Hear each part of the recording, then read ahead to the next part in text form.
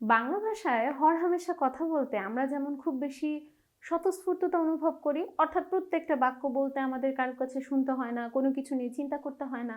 As a student আমাদের সবসময় চিন্তা থাকে, ইস, যদি ইংরেজিটাকেও আমরা এভাবে বলতে পারতাম, যদি ইংরেজিটাকেও আমরা এভাবে লিখতে পারতাম। গতানুগতিকভাবে ছোটবেলা থেকে আমরা কি করে থাকি, রাইমস মুখস্থ করে থাকি।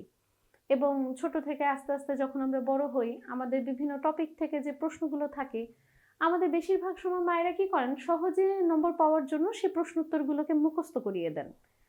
যখন আমরা আরেকটু বড় হই, সিন কম্প্রিহেনশন আসে, তখন আমরা প্রশ্ন উত্তরটাকে ঠিকঠাকভাবেই প্যাসেজ থেকে বের করতে শিখি, বা কখনো শিখি না, কখনো আবার নিজেদের আন্দাজ থেকে, কখনো বা প্রশ্নটার একটু প্যাটার্ন বুঝে বা না বুঝে আমরা উত্তরটা করে কোনো রকম একটা মার্ক পেলে স্যাটিসফাই হই বেশিরভাগ স্টুডেন্ট।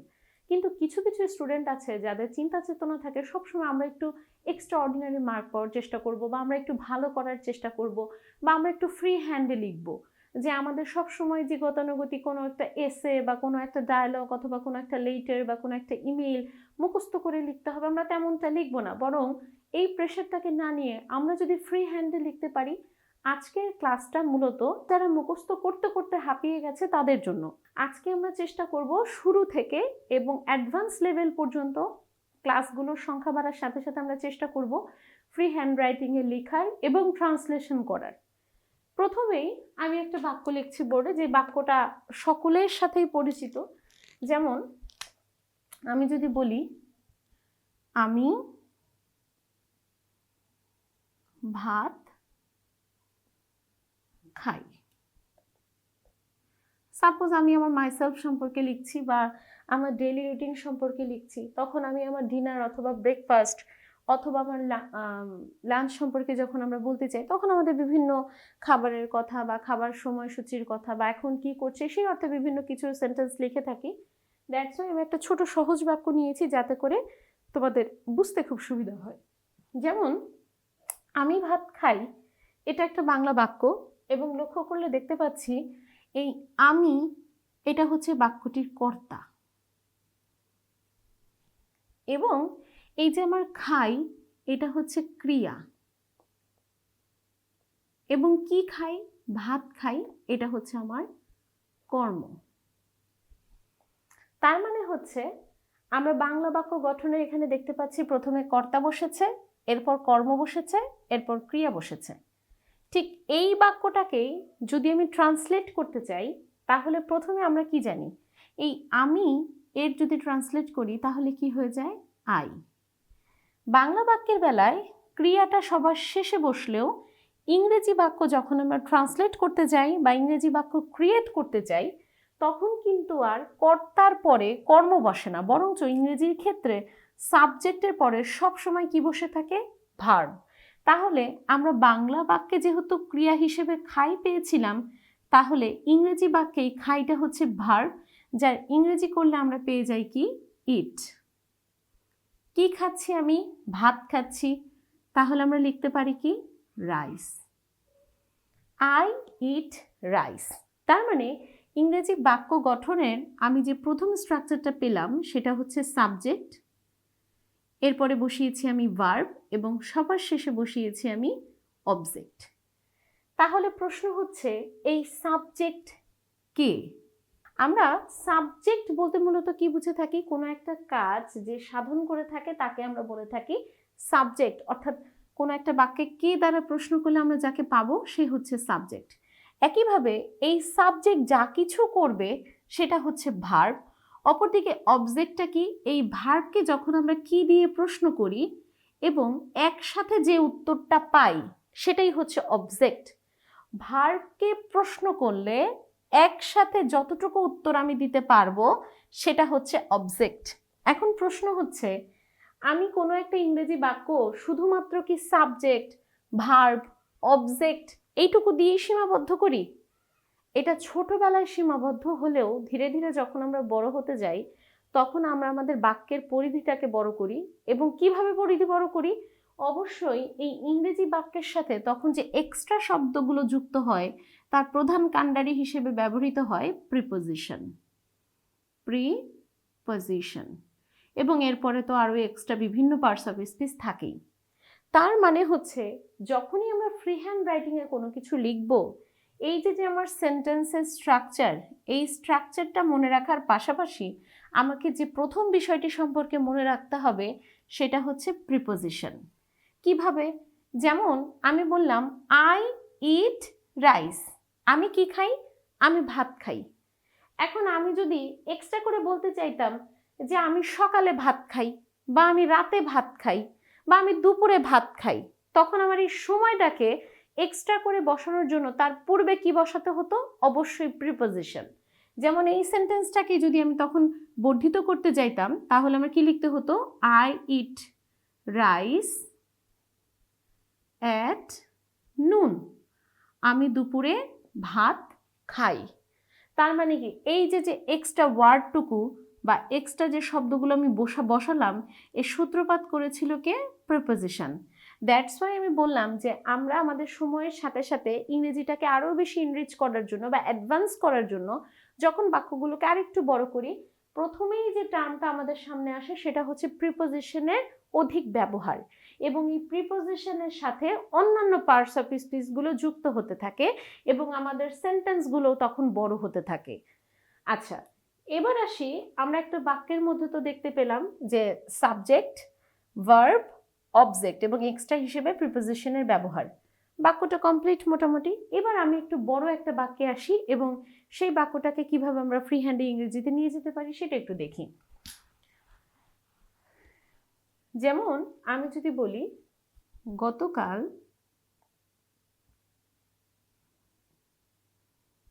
আমি একটি মারাত্মক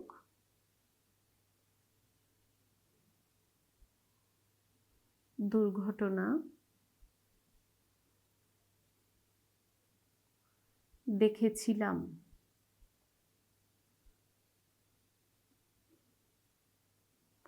তাহলে এই বাক্যটাকে কিভাবে আমি ইংরেজিতে রূপান্তর করতে পারি? বা আমি যখন আমাদের স্ট্রিট অ্যাক্সিডেন্ট প্যারাগ্রাফটা লিখে থাকি, নর্মালি আমি কোনো একটা অ্যাক্সিডেন্টাল ঘটনাটাকেই কিন্তু কি করে থাকি, আমরা ইংরেজিতে নিয়ে যেতে থাকি। তাহলে এই বাক্যটাকেও মনে করি আমি ফ্রি হ্যান্ড রাইটিংয়েই লিখছি, তাহলে সেটা কিভাবে যেতে পারে?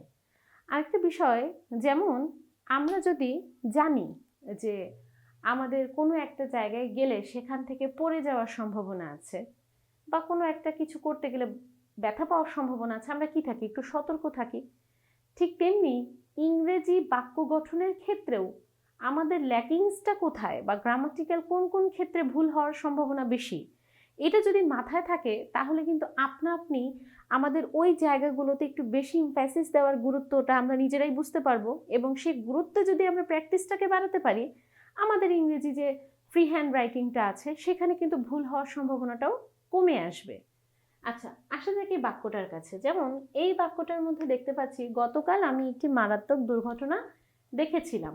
তাহলে এই বাক্যটার সাবজেক্টকে আমি, ভার্বকে দেখেছিলাম। তাহলে আমি যদি বলি আই, সাবজেক্ট বসিয়েছি, তাহলে স্ট্রাকচার অনুযায়ী ভার্ব হিসেবে কি আসবে? আমার এই দেখেছিলাম। তাহলে দেখেছিলামের জন্য আমি কি বসাবো? সি। এটা বসালে কি বাক্যটা সঠিক হবে? মোটেই না। কেন হবে না? কারণ আমি এখানে বলেছি দেখেছিলাম, আমি দেখছি বা দেখি এটা কিন্তু বলিনি। তার মানে এটা আমার এই সেন্টেন্সটা দ্বারা আমার কোন কালকে নির্দেশ করছে? যেহেতু দেখেছিলাম পূর্বের একটা ঘটনাকে ব্যাখ্যা করছে, তাহলে এটা দ্বারা আমার কি পাস্ট টেন্সকে ইন্ডিকেট করা হচ্ছে। দ্যাট মিনস ইংরেজি কোনো সেন্টেন্স সঠিকভাবে লেখার জন্য প্রথমে আমরা যে গ্রামাটিক্যাল আইটেমটা সম্পর্কে মনে রাখবো সেটা হচ্ছে প্রিপোজিশন। প্রিপোজিশন, এরপরে আমরা যে বিষয়টাকে মনে রাখবো সেটা হচ্ছে টেন্স। যেমন এই সেন্টেন্সটা আমরা দেখতে পাচ্ছি গতকাল, অর্থাৎ পূর্বে ঘটনাটা ঘটেছে, এই জন্য অতীত নির্দেশক একটা শব্দ যেমন গতকাল এখানে উল্লেখিত আছে, ঠিক একইভাবে দেখেছিলাম দ্বারা পূর্বের কোনো কাজকে ইন্ডিকেট করা হচ্ছে। তাই এই সেন্টেন্সটা যখন আমি ট্রান্সলেট করব, এখানে আর সি হবে না, এখানে হয়ে যাবে স। I saw. আচ্ছা, এবার আসি, তাহলে আমার এই বাক্যটার ইংরেজি যে স্ট্রাকচারটা ছিল সেই অনুযায়ী আমি সাবজেক্ট বসালাম, ভার্ব বসালাম, তাহলে অবজেক্ট কোনটুকুকে বসাবো? আমরা অবজেক্ট বের করার নিয়মটা খুব সহজে জানি। যদি ভার্বকে আমরা কি দ্বারা প্রশ্ন করি তাহলে আমরা অবজেক্ট পাই। যেমন আমি দেখেছিলাম, কি দেখেছিলাম? দুর্ঘটনা। ওকে, এখন আমি কি শুধু দুর্ঘটনা বলবো নাকি মারাত্মক দুর্ঘটনা বলবো? দুর্ঘটনা বললেও আমার এটা সঠিক, আবার যখন আমি বলছি মারাত্মক দুর্ঘটনা এটাও সঠিক। আবার যদি আমাকে কেউ প্রশ্ন করে কয়টি মারাত্মক দুর্ঘটনা, তখন আমি কি বলবো? একটি মারাত্মক দুর্ঘটনা। তার মানে হচ্ছে আমি যখন ভার্বকে প্রশ্ন করছি, এই প্রশ্নের প্রেক্ষিতে আমি উত্তর দেওয়ার জন্য কিন্তু এই পুরো অংশটাকেই বলতে পারি। তার মানে আমাদের মাথায় রাখতে হবে ভার্বকে যখন আমরা কি দিয়ে প্রশ্ন করি, এই কি এর উত্তর হিসেবে যতটুকু অংশ আমরা একবারে বলতে পারি ঠিক ততটুকু অংশই হচ্ছে আমার অবজেক্ট। এবং তোমরা ইংরেজি বাক্য গঠনের ক্ষেত্রে বা ট্রান্সলেট করার ক্ষেত্রে এই বিষয়টাকে মনে রাখবে, আমরা স্ট্রাকচার অনুযায়ী প্রথমে সাবজেক্ট এবং পরে ভার্ব বসালেও যখন আমরা অবজেক্ট বসাই এখানে তো একাধিক শব্দ থাকে, তাহলে আমরা কোন শব্দটা আগে লিখবো কোন শব্দটা পরে লিখবো এই বিষয়টা আমরা একটু কনফিউজড হয়ে যাই। কিন্তু আমাদের নর্মালি মনে রাখতে হবে যখন আমরা অবজেক্টের অংশটুকুকে ট্রান্সলেট করব, এখানে যে প্যাটার্নের শব্দগুলো ছিল ঠিক সেই একই প্যাটার্নে আমরা ইংরেজি ট্রান্সলেশনটাকে নিচে বসিয়ে দিব। তাহলে এখানে ছিল কি? একটি মারাত্মক দুর্ঘটনা। তাহলে আই স, আমার কি হবে? তো মারাত্মক ইংরেজি কি? Serious accident. তার মানে আমি সাবজেক্ট আই এর ট্রান্সলেট করেছি, দেখেছিলাম এর স ট্রান্সলেট করেছি এবং অবজেক্টের পুরো অংশ এ সিরিয়াস অ্যাক্সিডেন্ট এটুকুও লিখেছি। তাহলে আমার অবশিষ্ট ট্রান্সলেট করা ছাড়া অংশ আছে কোনটা? গতকাল। এখন এই যে গতকাল বা সময়সূচক শব্দ, এটাকে যদি আমরা প্রথমে লিখি তাহলেও যেমন বাক্যটা সঠিক, অপরদিকে আমি যদি শেষে লিখি তাহলেও কিন্তু বাক্যটা সঠিক। বোঝা গেছে?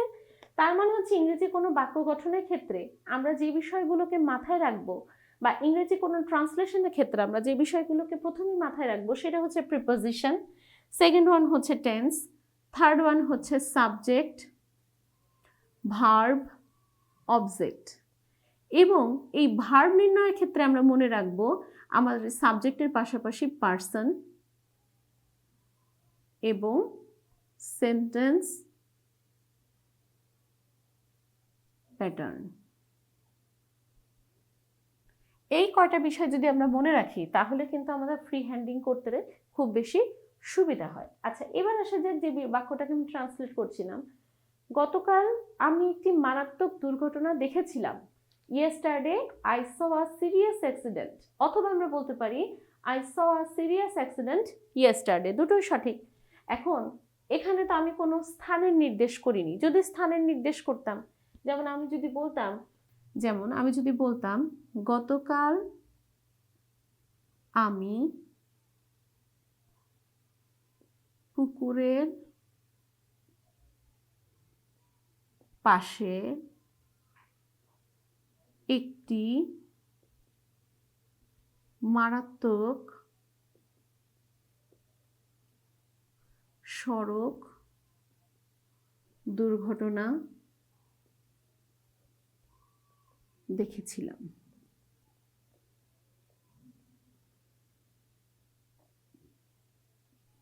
তাহলে এখানে আমি এক্সট্রা শব্দ হিসেবে কোনটুকুকে পাচ্ছি? পুকুরের পাশে এবং কোন ধরনের সড়ক দুর্ঘটনা? সড়ক দুর্ঘটনা, এই এক্সট্রা শব্দটুকু পাচ্ছি। তাহলে এটাকেও যদি আমি ইংরেজিতে ট্রান্সলেট করতে চাই, অর্থাৎ আমি যদি প্লেসটাকে ফিক্সড করে ইংরেজি বাক্যে প্রকাশ করতে চাই, তখন আমি কি করব? Yesterday I saw a serious road accident. এইবার আসি এই যে পুকুরের পাশে, তার মানে এক্সট্রা যে শব্দটাকে আমি ব্যবহার করলাম সাবজেক্ট, ভার্ব এবং অবজেক্ট ছাড়াও এখানে আমরা পাশে দেখতে পাচ্ছি, যেটা কিনা ইংরেজিতে প্রকাশ করতে হলে আমার এখানে কি লাগবে? প্রিপোজিশন। এবং সেই প্রিপোজিশনের হিসেবে আমরা কি পাই? পাশের ইংরেজি কি? বিসাইড। এবং পুকুর নির্দিষ্ট করে বোঝানোর জন্য দ্য পন্ড। এবং পূর্বের ন্যায় গতকালটাকে আমরা প্রথমে বসাতে পারি বা শেষেও বসাতে পারি, দুটোই সঠিক। তাহলে এটাকে যদি আমি নির্দেশ করতে চাই তাহলে কি দাঁড়াচ্ছে? Yesterday I saw a serious road accident beside the pond. তার মানে ইংরেজি বাক্যগুলোকে আমরা খুব সহজেই যদি একটু চেষ্টা করি যে সাবজেক্ট, ভার্ব, অবজেক্ট, এক্সট্রা যে আমার ওয়ার্ডগুলো দরকার, প্রিপোজিশন, অথবা আমার অন্যান্য যে পার্টস অফ স্পিচ, এগুলো যদি সঠিক ব্যবহার আমরা জানি, আমরা কিন্তু ফ্রি হ্যান্ড রাইটিংয়ে নিজেরাই বাক্যটাকে ছোট থেকে আস্তে আস্তে বড় করে এবং অন্যান্য ইংরেজি শব্দগুলোকে বা ভোকাবুলারিগুলোকে ইনরিচ করে বাক্যগুলোকে আরও বেশি সমৃদ্ধ করতে পারি। এতে করে কি হয়, কোনো একটা টপিক বোঝার পরে আমরা যখন ফ্রি হ্যান্ড রাইটিংয়ে লিখি, আমার ব্রেন স্টর্মিংটা ভালো হয়, আমার চিন্তা চেতনাগুলো প্রকাশ পায় এবং আমি আমার মতো করে সাজিয়ে কোনো একটি মনোভাবকে প্রকাশ করতে পারি। পরবর্তী ক্লাসগুলোকে বোঝার জন্য তোমরা চাইলেই কিন্তু আমাদের ইউটিউব পেজটাতে এই বিষয়গুলো সম্পর্কে এক্সট্রা ক্লাসগুলো দেওয়া আছে বা বেসিক যে রুট ক্লাসগুলো আছে সেগুলো দেওয়া আছে, একটু দেখে নিতে পারো। এবং আমি চাইবো প্রত্যেকে পর্যায়ক্রমে ক্লাসগুলোতে অংশগ্রহণ করবে, যাতে করে এই ফ্রি হ্যান্ড রাইটিংয়ের এই একটা সেন্টেন্স নয়, বরঞ্চ আমরা কিভাবে টুকরো টুকরো সেন্টেন্স থেকে প্যাসেজগুলোকে পর্যন্ত বা কোনো একটা ডায়লগ, ইমেইল বা এসেকে খুব সহজে ফ্রি হ্যান্ডে লিখতে পারি, সেই বিষয়গুলো তোমরা যেন শিখতে পারো সেই চেষ্টা অব্যাহত রাখবে।